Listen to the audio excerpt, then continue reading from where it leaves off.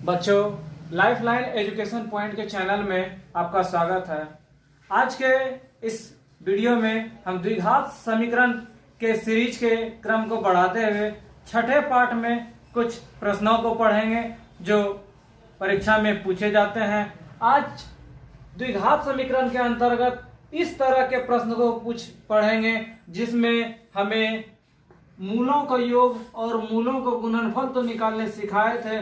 आज इसमें 1 + 1 by alpha plus 1 by beta का मान कैसे निकालेंगे, alpha square plus beta square का मान कैसे निकालेंगे, alpha cube plus beta cube का मान हम कैसे निकालेंगे, इस तरह के सवालों से आपको आज मुलाकात कराएंगे।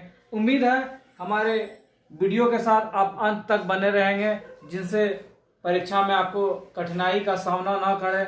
हमारा उद्देश्य रहेगा कि सबसे आसान और सबसे सरल तरीका से बताएं जिनसे आप परीक्षा में बना सकें। तो आइए हम चलते हैं इस सवाल की ओर, कैसे इस प्रश्न को हल करेंगे।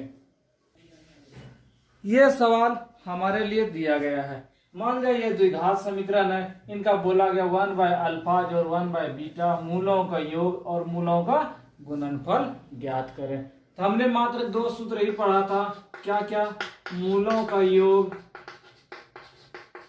माइनस बी बाय ए मतलब अल्फा प्लस बीटा, और मूलों का गुणनफल alpha into beta equal to C by A होता है। तो बात है कि जब तक हम ए बी सी का मान मालूम हमें नहीं होगा हम नहीं बना सकते हैं। इस समीकरण में हम ए बी सी का मान ज्ञात करते हैं। कैसे हम बताए थे, ए किसको बोलेंगे, बी किसको बोलेंगे और सी किसको बोलेंगे। एक्स स्क्वायर के साथ जो गुणक रहेगा वो ए होगा, यहाँ कितना है ए। बी किसको हम बोले थे, एक्स के साथ जो भी मल्टीपल रहे तो बी, और सी जिसके साथ कोई एक्स नहीं होगा उसको क्या बोलेंगे, सी बोलेंगे।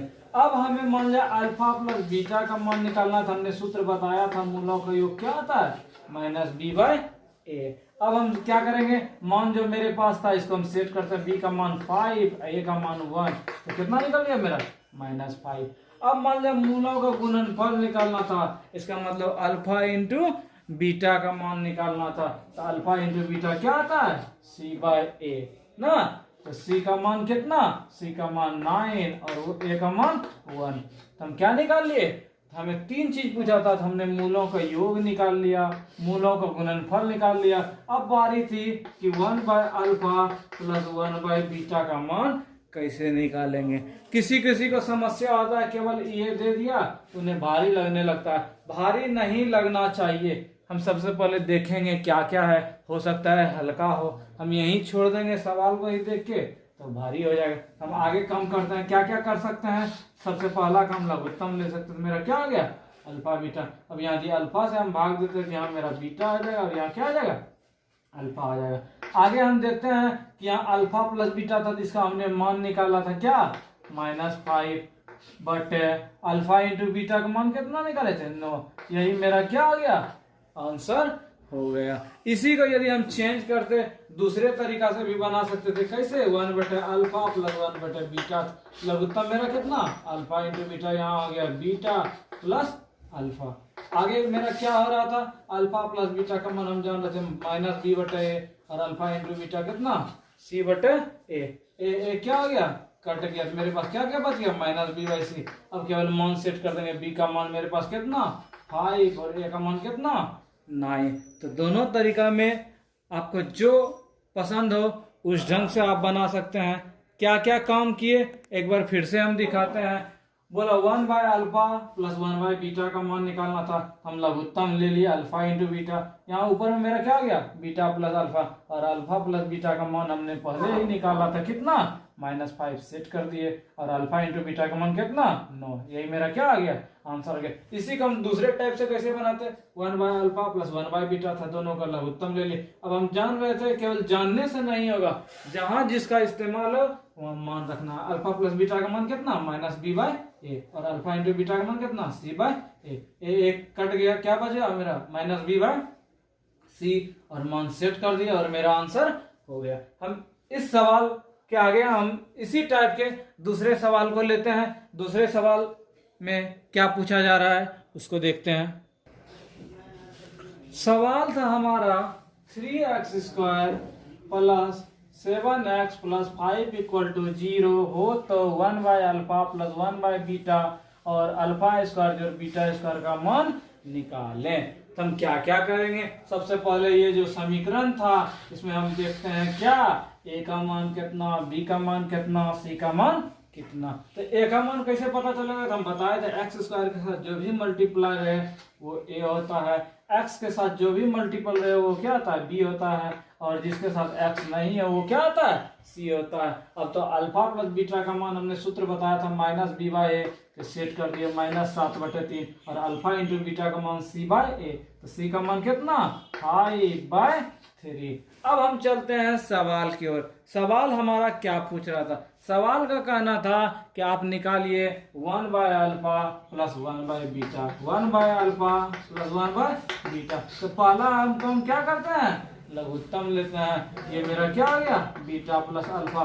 यहाँ भी यदि हम मान सेट कर देंगे -7/3 निकला था अल्फा प्लस बीटा, और अल्फा इंटू बीटा कितना 5/3, 3 कट गया, मेरा क्या आ गया -5/3। यही मेरा क्या आ गया आंसर हो गया। इसी को यदि हम चेंज करते तो इसको हम लिखते -b/a, इसको c/a, फिर a कट जाता -b/c बचता और आंसर कर देते मेरा हो जाता।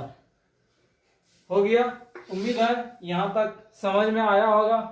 लेकिन इसी में एक सवाल ही नहीं था, इसमें 2 सवाल था, और बोला था कि आप कहीं जाइए नहीं, इसका भी मान निकाल दीजिए तब कहीं आप जाइएगा। तो अल्फा स्क्वायर जोड़ बीटा स्क्वायर, इसका मान हम कैसे निकालेंगे, हम 2 ही चीज जान रहे थे, मूलों का जोड़ निकालना जान रहे थे और मूलों का गुणनफल। अब इसके लिए क्या होगा, ये तो भारी समस्या आ गया, लेकिन हम वीडियो के शुरू में ही बताए थे सब सूत्र याद रखना काफी जरूरी है।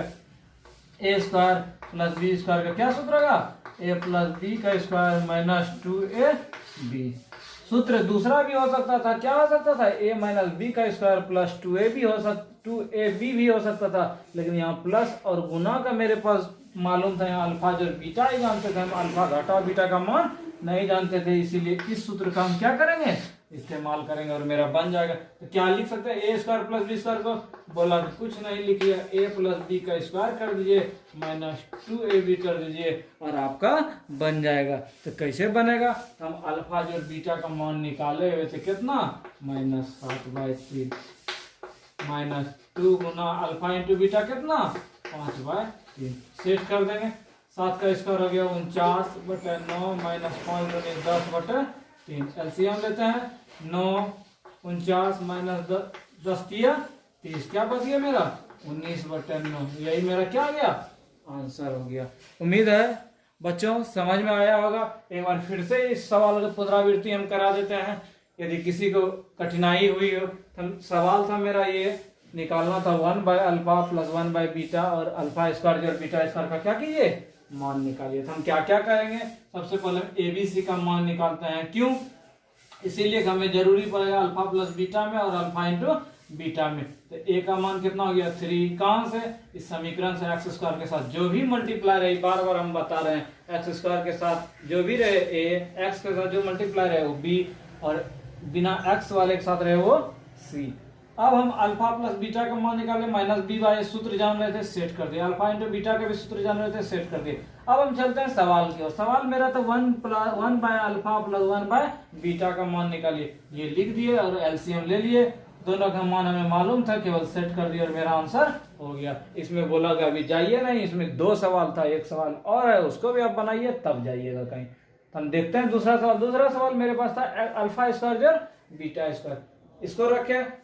हमें सूत्र यदि मालूम नहीं रहेगा ए स्क्वायर जोड़ बी स्क्वायर, तो हम क्या करेंगे, सेट नहीं कर पाएंगे। यदि ये इतना सूत्र मालूम नहीं रहेगा तो आपको कितना परेशानी होगा, देखिए कितना परेशानी होगा। 1/अल्फा प्लस 1/बीटा का मान बोलेगा निकालने के लिए, जो ये चीज नहीं जानेगा तो वो क्या करेगा, ये सूत्र है इसमें डी का मान निकालेगा, फिर अल्फा का मान निकालेगा, फिर बीटा का मान निकालेगा, फिर इसमें क्या करेगा सेट करेगा। तो ये आसान हो गया, इतना काम नहीं करना है। अल्फा का मान बीटा का मान निकालना कोई जरूरी नहीं था, सूत्र का ही इस्तेमाल, इसीलिए ये सूत्र आया था। जोड़ने के लिए हम सिखाए थे, गुना करने के लिए सिखाए थे, इसी चीज के लिए आप वहां रख सके, उसका इस्तेमाल कर सके। यहाँ हम ए स्क्वायर जोड़ बी स्क्वायर का सूत्र था ए प्लस बी का स्क्वायर माइनस 2ab, यहाँ सेट कर दिए और मेरा आंसर हो गया।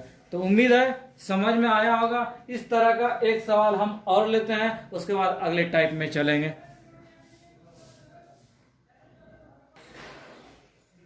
देखिए अगला सवाल, एक समीकरण दिया गया है और इसमें बोला गया क्या निकालिए, अल्फा स्क्वायर जोड़ बीटा स्क्वायर 1/अल्फा प्लस 1/बीटा तथा alpha cube plus beta cube का मान निकालिए। हम घबराएंगे नहीं, हम पहले जो समीकरण था इसमें ए का मान, बी का मान और सी का मान निकालेंगे। तो ए का मान क्या हम बताते हैं, एक्स स्क्वायर के साथ जो रहेगा, एक्स के साथ जो रहेगा वो बी, और सी के इसको जिसके साथ एक्स वाई कुछ भी नहीं रहेगा। अब हम चलते हैं सवाल की ओर। सवाल मेरा था अल्फा स्क्वायर जोड़ बीटा स्क्वायर का मान निकालिए, अल्फा स्क्वायर जोड़ बीटा स्क्वायर का मान निकालिए। हम क्या करेंगे, हम तो जान रहे थे ए स्क्वायर जोड़ बी स्क्वायर क्या होता है, ए प्लस बी का स्क्वायर माइनस 2ab। तब जरूरत पड़ गई हमको अल्फा प्लस बीटा का और अल्फा इंटू बीटा का। तो ऐसा हम करते हैं, साइड में अल्फा जोड़ बीटा और अल्फा इंटू बीटा का मान निकालते हैं। तो ये क्या होगा, माइनस बी बाई ए, और ये क्या होता है सूत्र, सी बाई ए। माइनस बी का मान कितना 9, ए का मान कितना 3, कट के कितना हो गया -3, और सी का मान मेरे पास क्या था 15 बटे ए का मान कितना 3, कट के कितना हो गया 5। जब हम अल्फा जोड़ बीटा का मान निकाले तो -3 निकला, और अल्फा इंटू बीटा का मान निकाले तो कितना निकला 5 निकला।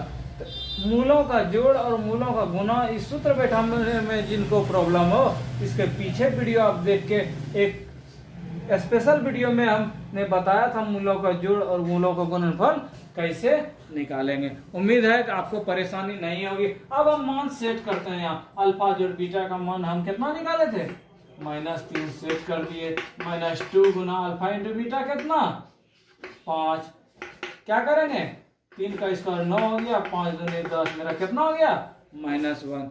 यही क्या हो गया, आंसर हो गया। भारी है, सबसे आसान है। अब सवाल था 1 बटे अल्फा प्लस 1 बटे बीटा का मान निकालिए। तो हम क्या करेंगे, इसमें भी कुछ नहीं है, बोला कि दोनों का लघुत्तम ले लिए अल्फा प्लस बीटा। अब इसका मान मेरे पास मालूम था, अल्फा जोड़ बीटा केवल सेट करना था, और अल्फा इंटू बीटा का मान कितना 5। यही मेरा क्या हो गया, आंसर हो गया। इस सवाल में एक सवाल और था, उसको हम लेते हैं। सवाल था मेरे पास alpha cube plus beta cube का मान निकालिए। यदि हम ए क्यू जोड़ बी क्यू का मालूम मेरे पास सूत्र नहीं रहेगा, ये भी सवाल हमसे नहीं बनेगा। इसका हम सूत्र बताए थे, ए प्लस बी का Q -3ab into A plus B. ठीक है, यही मेरा क्या होता है, सूत्र होता है, A cube plus B cube -3ab into A plus B.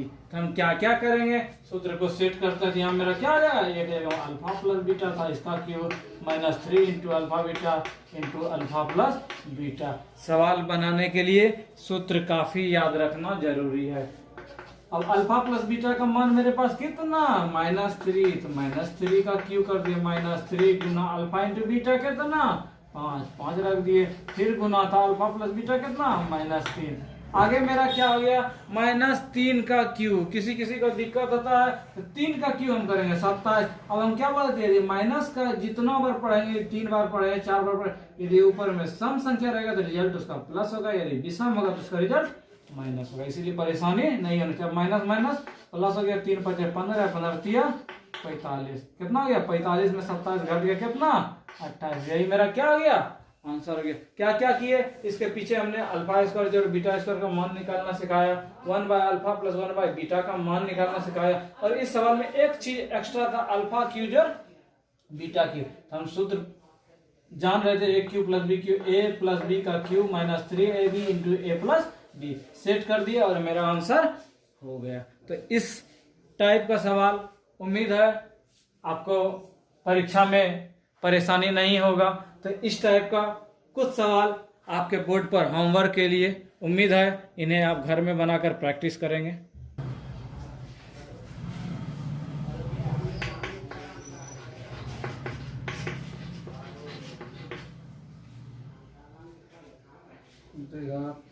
समीकरण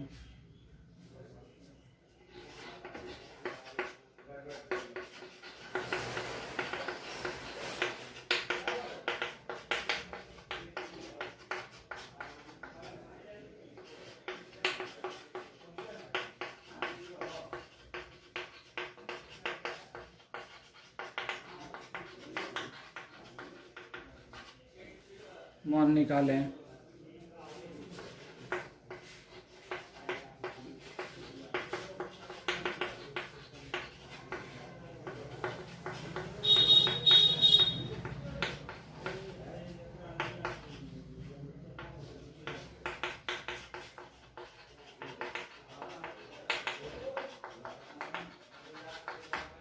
उम्मीद है ये सारे सवाल आपसे बन जाएंगे और इन्हें घर में बनाकर काफ़ी प्रैक्टिस करेंगे।